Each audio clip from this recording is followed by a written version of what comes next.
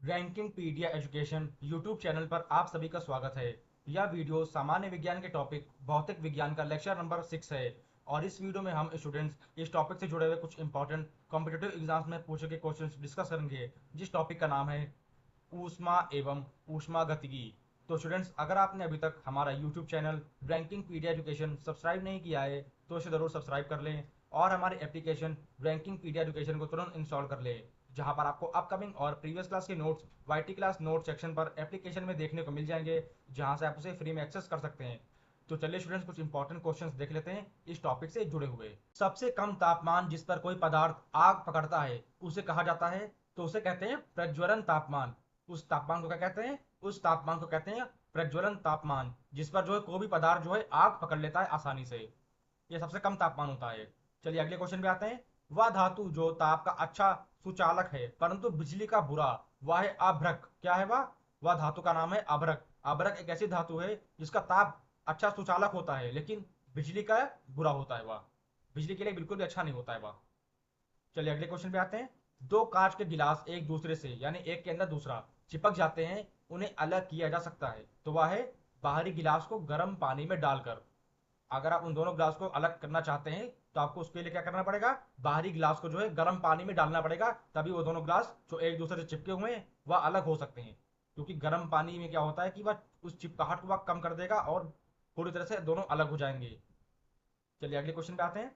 बर्फ की गुप्त ऊष्मा है तो वह है 80 कैलोरी पर ग्राम। क्या ऊष्मा है बर्फ की यह एक गुप्त ऊष्मा है, 80 कैलोरी पर ग्राम। चलिए अगले क्वेश्चन पे आते हैं। फ़ारेनहाइट स्केल में पानी का क्वथनांक है तो वह है 212 डिग्री फ़ारेनहाइट। ये बहुत ही बेसिक सा क्वेश्चन है, कई बार एग्जाम में पूछा भी जाता है कि पानी का जो है फ़ारेनहाइट स्केल कितना होता है, तो वह होता है पानी का 212 डिग्री फ़ारेनहाइट। अगर बात करें फ़ारेनहाइट स्केल पे तो वो कितना होता है? 212 डिग्री फ़ारेनहाइट। चलिए आते हैं नेक्स्ट क्वेश्चन पे। स्वस्थ मनुष्य का तापक्रम होता है तो वह होता है 37 डिग्री सेंटीग्रेड। कितना होता है? 37 डिग्री सेंटीग्रेड होता है एक हेल्दी पुरुष का, यानी एक स्वस्थ मनुष्य का तापक्रम।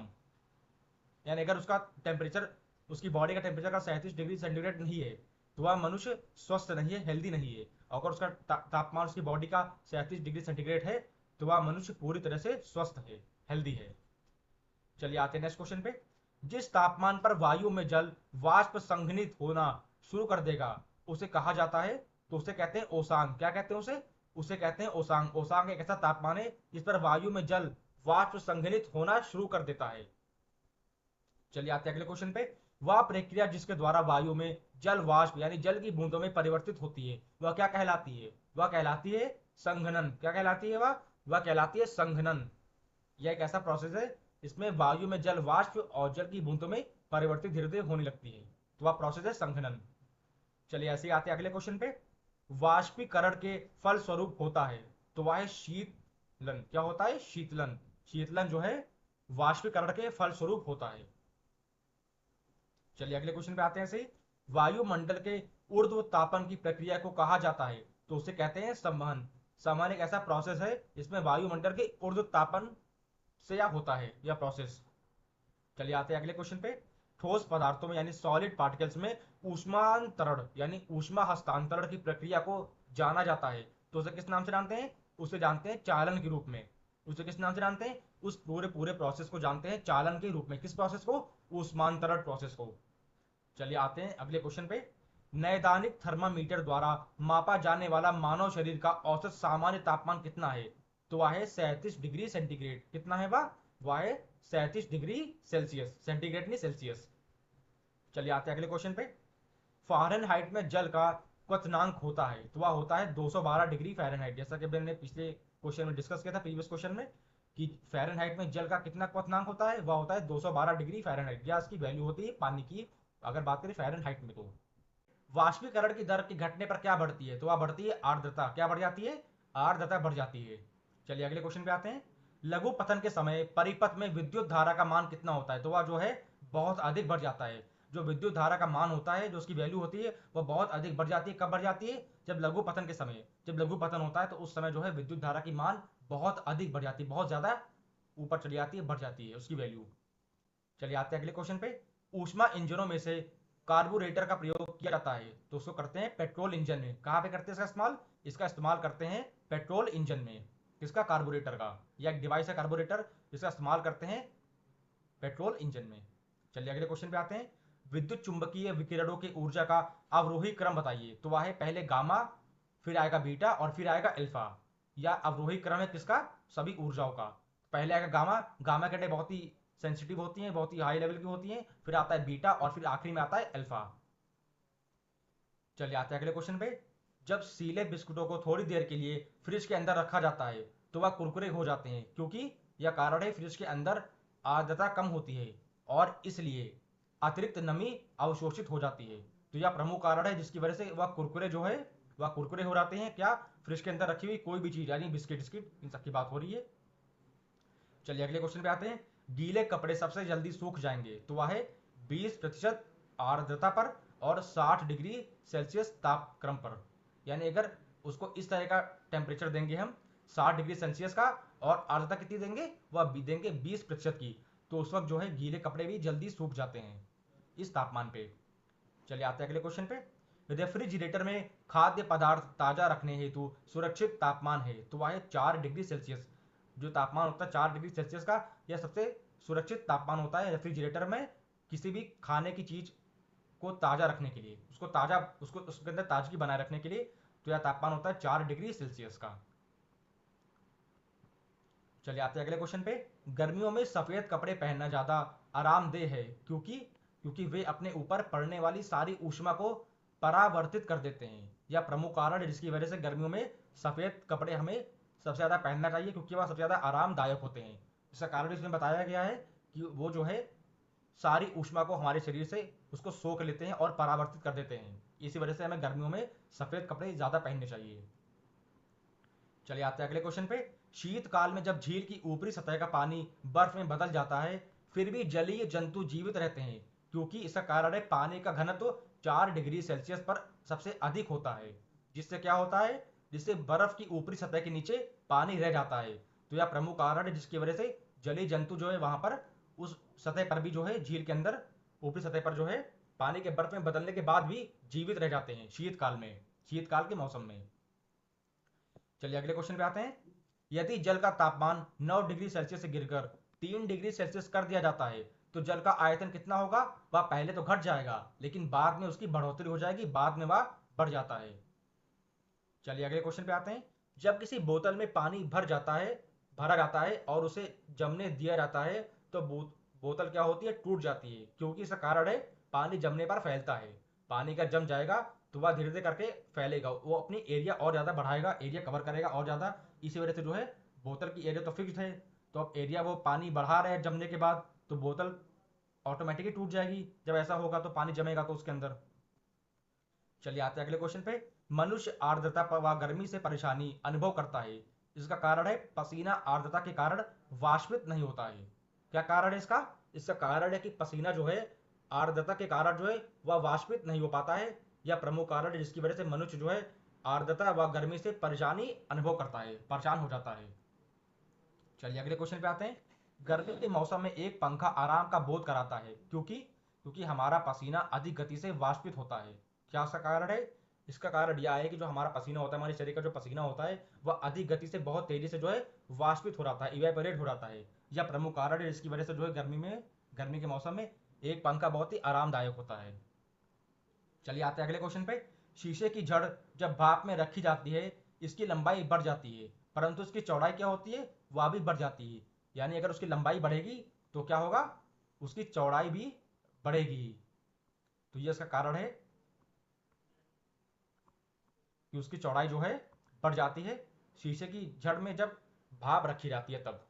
अधिक गंभीर ज्वालक पैदा होता है तो वह होता है भाप से। जो भाप होती है उससे जो है बहुत ही ज्यादा गंभीर जो ज्वालक होता है वह पैदा हो जाता है। चलिए आते हैं अगले क्वेश्चन पे। ऊष्मा का सर्वाधिक उत्तम चालक यानी बेस्ट कंडक्टर क्या है? वह है जल, यानी पानी। जल जो है बेस्ट कंडक्टर है किसका? ऊष्मा का। चलिए आते हैं अगले क्वेश्चन पे। जब बर्फ पिघलती है तब क्या होता है? तब आयतन जो है घट जाता है पूरी तरह से। जो आयतन होता है वह घट जाता है जब बर्फ जो है पिघल जाती है। चलिए आते हैं अगले क्वेश्चन पे। एक लोहे के गेंद को गर्म किया जाए तो सर्वाधिक प्रतिशत वृद्धि होगी, उसके बाद क्या होगा? उसके आयतन में, उसके आयतन में जो है सर्वाधिक प्रतिशत जो है वृद्धि हो जाती है, यानी बढ़ोतरी हो जाती है जब किसी भी लोहे की गेंद को गर्म किया जाता है तब। चलिए ऐसे आते हैं अगले क्वेश्चन पे। बादल आच्छादित रातें स्वच्छ आकाश वाली रातों से अधिक गर्म होती हैं, क्योंकि कारण इसका यह है कि बादल पृथ्वी तथा हवा से ऊष्मा का विकिरण रोकता है। यह प्रमुख कारण है जिसकी वजह से जो है रातों में अधिक जो है गर्मी होती है बादल आच्छादित होते वक्त। चलिए आते हैं अगले क्वेश्चन पे। रेफ्रिजरेटर में थर्मोस्टेट का कार्य क्या है? तो वह एक समान तापमान को बनाए रखना, जो एक परफेक्ट टेम्परेचर होता है जिस पर हर चीज़ बैलेंस रहती है, उस तापमान को बनाए रखना या रेफ्रिजरेटर में थर्मोस्टेट का कार्य होता है या काम होता है थर्मोस्टेट का। चलिए आते हैं अगले क्वेश्चन पे। यदि एक चाय के प्याले में चाय को 90 डिग्री सेल्सियस से 80 डिग्री सेल्सियस तक ठंडा होने में ठीक 1 मिनट का समय लगता है, तो उसी को 70 डिग्री सेल्सियस से 60 डिग्री सेल्सियस तक ठंडा होने में समय लगेगा। तो वह है ठीक 1 मिनट बाद। समय क्या है उसका? वह समय है ठीक 1 मिनट बाद। चलिए अगले क्वेश्चन पे आते हैं। यदि एक बंद कमरे में रखे रेफ्रिजरेटर का दरवाजा खुला रखे तो कमरे में तापमान क्या हो जाएगा? तापमान जो है कमरे का वह बढ़ जाएगा, उसमें बढ़ोतरी हो जाएगी उस तापमान में। चलिए ऐसे ही आते हैं अगले क्वेश्चन पे। यदि हम एक लोहे के टुकड़े को गर्म करते जाएं तो प्रथम वह हल्का लाल चमकता है, फिर सफेद तथा अंत में हो जाता है, तो वह है नारंगी। उसका रंग बदल आता है आखिरी में नारंगी। मतलब पहले वह होगा क्या, पहले वह लाल तरीके से चमकेगा और फिर हो जाएगा सफेद जब और अधिक गर्म करेंगे, और फिर आखिर में जब उसको और ज्यादा गर्म हो जाता है वह, तब वह हो जाता है नारंगी। चलिए ऐसे ही आते हैं अगले क्वेश्चन पे। वायु कूलर यानी शीतलक अधिक प्रभावी है, तो वह प्रभावी है रेगिस्तानी क्षेत्र में। जितने भी क्षेत्र रेगिस्तान वाले हैं वहां पर जो है वायु कूलर बहुत ही अधिक प्रभावशाली होता है, बहुत ही अच्छा प्रभाव देता है। चलिए अगले क्वेश्चन पे आते हैं। क्रीम निकालने वाले संयंत्र में दुग्ध चर्बी अलग हो जाने का कारण क्या है? तो वह है केंद्र से हट जाने वाला यानी सेंट्रीफ्यूगल बल। जो सेंटर से जो हट जाने वाला फोर्स होता है, जो सेंट्रीफ्यूगल फोर्स होता है, जैसे इंग्लिश में कहते हैं सेंट्रीफ्यूगल फोर्स, तो उस फोर्स की बात हो रही है। उस फोर्स में क्या होता है, वह फोर्स कहाँ पे लगता है? क्रीम निकालने वाले संयंत्र में जब दुग्ध चर्बी अलग हो जाती है उस वक्त जो फोर्स लगता है उसको अलग करने के लिए वह होता है सेंट्रीफ्यूगल फोर्स। चलिए आते हैं अगले क्वेश्चन पे। चिड़ियों के उड़ने से न्यूटन का सिद्धांत जो सिद्ध होता है वह कौन सा है? वह है गति का तीसरा नियम, यानी न्यूटन का थर्ड लॉ ऑफ मोशन। वह सिद्धांत का नाम है गति का तीसरा नियम, जो चिड़ियों के उड़ने से जुड़ा हुआ है। चलिए अगले क्वेश्चन पे आते हैं। परम शून्य उस तापक्रम को कह सकते हैं जिस पर किसी गैस की आणविक गति रुक जाती है। आणविक यानी मॉलिक्यूलर, आणविक यानी आणविक यानी एटॉमिक, एटॉमिक जो मोशन होता है वह रुक जाता है किसी भी गैस की, तो वह होता है परम शून्य तापमान पर, यानी जीरो, एब्सोल्यूट जीरो। परम शून्य यानी एब्सोल्यूट जीरो। इस टेम्परेचर पर जो है किसी भी गैस की आणविक गति जो है पूरी तरह से रुक जाएगी। चलिए अगले क्वेश्चन पे आते हैं। किसी बॉडी यानी पदार्थ की गतिक ऊर्जा होती है, तो वह होती है उसके संवेग के अनुपात में। उसकी ऊर्जा किस चीज से होती है? उसकी गतिज ऊर्जा होती है उसके संवेग के अनुपात में। चलिए अगले क्वेश्चन पे आते हैं। बर्फ के दो ब्लॉक यानी टुकड़े जब आपस में दबाए जाते हैं तो बर्फ का एक ब्लॉक बन जाता है, क्योंकि क्या होता है उसमें, उसमें बर्फ का गलनांक दबाव के बढ़ने से घट जाता है। इसकी वजह से जो है उस बर्फ में एक ब्लॉक सा बन जाता है। चलिए अगले क्वेश्चन पे आते हैं। ऐसे ही दो पानी की बूंदें एक दूसरे से संलीन होकर बड़ी बूंद बनाती है। इस प्रक्रिया में क्या होता है? इस प्रक्रिया में, इस प्रोसेस में ऊर्जा जो है विमुक्त हो जाती है। क्या होती है? ऊर्जा विमुक्त हो जाती है इस पूरे प्रोसेस में। जब एक बूंद दूसरी बूंद से मिलकर के एक बड़ी बूंद बन जाती है तब उस वक्त जो है इस प्रोसेस में ऊर्जा पूरी तरह से विमुक्त हो जाती है। चलिए अगले क्वेश्चन पे आते हैं।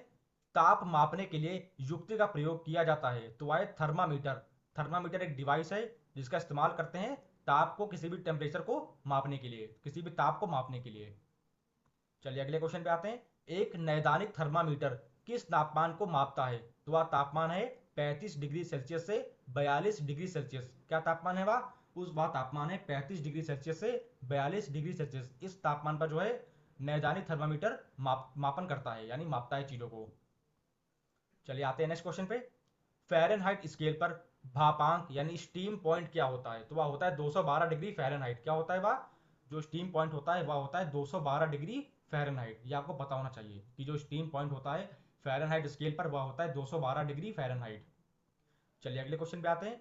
समुद्र स्तर पर पानी का क्वथनांक होता है, तो वह होता है 100 डिग्री सेल्सियस। ये तो बहुत ही बेसिक सा क्वेश्चन हो गया। कितना होता है क्वथनांक? क्वथनांक जो होता है पानी का वह होता है समुद्र स्तर पर, यानी सी सरफेस पर वह होता है 100 डिग्री सेल्सियस का। चलिए अगले क्वेश्चन पे आते हैं। ऐसे ही तरल पदार्थ के क्वथनांक पर क्या होता है, तापमान जो है नियत रहता है। क्या होता है, तापमान नियत हो जाता है तरल पदार्थ के क्वथनांक पर, यह आपको पता होना चाहिए। चलिए अगले क्वेश्चन पे आते हैं। 30 डिग्री सेल्सियस किसके बराबर होता है, वह होता है 303 केल्विन के। अगर आप उसको कैलकुलेट करेंगे तो 30 डिग्री सेल्सियस वह निकल के आएगा, केल्विन में अगर कैलकुलेट करेंगे उसको तो वह निकल के आएगा 303 केल्विन। अगर आप किसी भी सेल्सियस डिग्री को केल्विन स्केल में लेकर आएंगे तो वही उसकी बात हो रही है। यहाँ पर 30 डिग्री सेल्सियस दिया हुआ है इसकी वैल्यू, तो वह निकल के आएगी 303 केल्विन। चलिए आते हैं अगले क्वेश्चन पे। दो निकायों के मध्य ऊष्मा के प्रवाह की दिशा निर्भर करती है उसके ताप पर, यानी उसके तापमान पर, उसके टेम्परेचर पर, उसके तापमान पर जो है निर्भर करती है। दो निकायों के मध्य जो ऊष्मा की प्रवाह है उसकी दिशा डिसाइड करेगी उसके तापमान पर, उसका तापमान कितना है, और फिर उसका तापमान जो है वह दिशा तय करेगा कि किस दिशा में उसको जाना है उसकी ऊष्मा को। चलिए आते हैं अगले क्वेश्चन पे। जहां फ़ारेनहाइट तथा सेल्सियस दोनों पैमाने समान होते हैं, तापमान का वह पाठ्यांक है तो वह है -40 डिग्री। कितना है वह तापमान का पाठ्यांक है -40 डिग्री। चलिए अगले क्वेश्चन पे आते हैं। परम शून्य वह तापमान है जिस पर क्या होता है, इस पर गैसों में आणविक गति घटने लगती है, यानी जो मॉलिक्यूलर मोशंस होते हैं वह पूरी तरह से कम हो जाते हैं, उनमें कोई मूवमेंट नहीं होता है, वह इधर उधर आगे नहीं बढ़ सकते हैं, पूरी तरह से एक जगह पर रुक जाते हैं। तो वह टेम्परेचर होता है परम शून्य का। परम शून्य को कहते हैं इंग्लिश में एब्सोल्यूट जीरो। एक ऐसा तापमान जिस पर जो है गैसों में आणविक गति पूरी तरह से घट जाती है, कम हो जाती है यानी।